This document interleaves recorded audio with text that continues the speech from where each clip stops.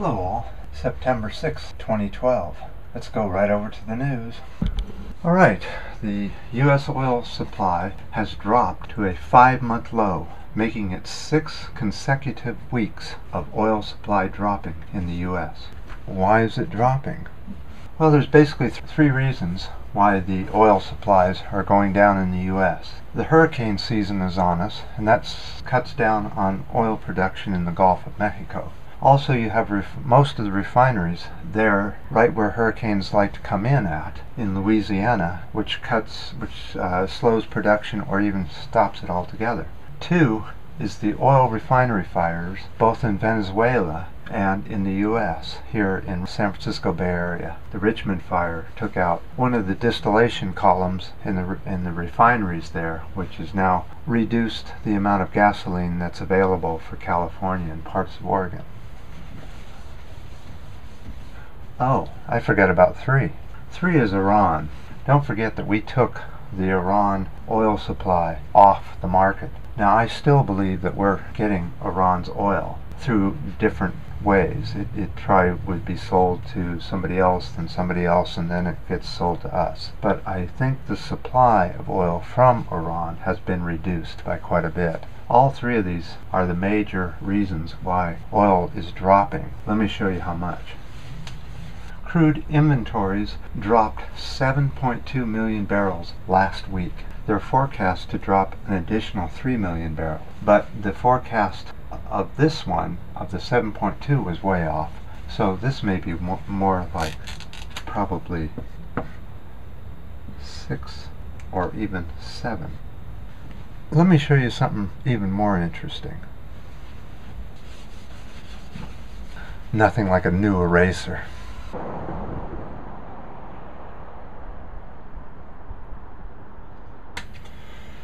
Okay, this has been the U.S. GDP up until about 2000, and it started to wane about 1 to 3%. Well, that's very interesting because the oil has done exactly the same thing.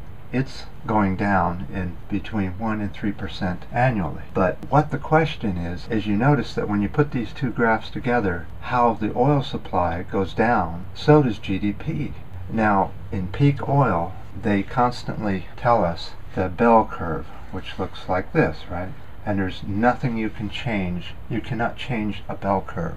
A bell curve is science. That when you have oil, which brings up the population to 7 billion, and then the oil is taken away, that population and everything about it is going to go down in the same curve. So if the decline of oil is truly in a bell curve, that's not good. Let's hope that this does something more like that. And you know, the weird thing is, we have all the control of this. We can make the bell curve do this if we chose to.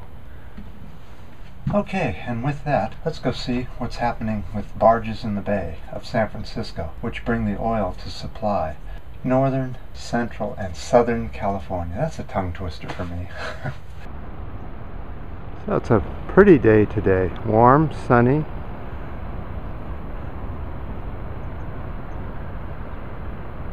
It looks like about 3 barges in San Francisco Bay. Now, let's go look at Brent Crude.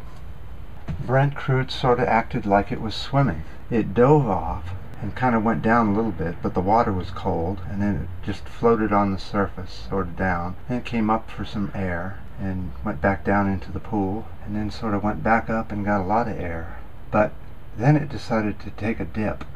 And then I figured that at this point it must be too cold because it jumped right up to here, almost 115. And so we're sort of floating at 115 at this time. And let's go see what gasoline prices are doing.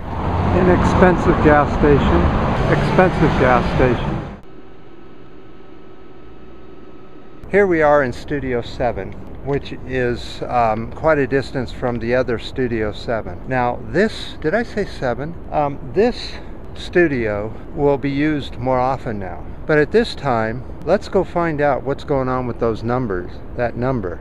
We've been doing the number thing now for quite a while, and I'm always surprised to how close people get. And distance sometimes makes a difference in one way and makes a difference in another way. Let me show you. Okay, well, the numbers. It's amazing how close they were. Now, the pronunciation of this guy's, or this person's handle here, I was saying X-E-X-E-X, but I was told that sometimes the X's turn to a Z sound and it would be Zay instead, is the way you'd pronounce it. So you can tell us whether it's Zay or X-E-X-E-X or something else. We're not sure. And then we have Brinus 25 who picked 6. Now you guys have to control yourself with the excitement here. And the number this time, yeah, it's 7. Life is good with a new eraser. Aren't you happy? Next, California State Assembly passed H.R. 35. As I've said before, over and over, insanity has to be voting for one of the 2 Democrat or Republican parties in the U.S., either the state level or the federal level. It's called insanity.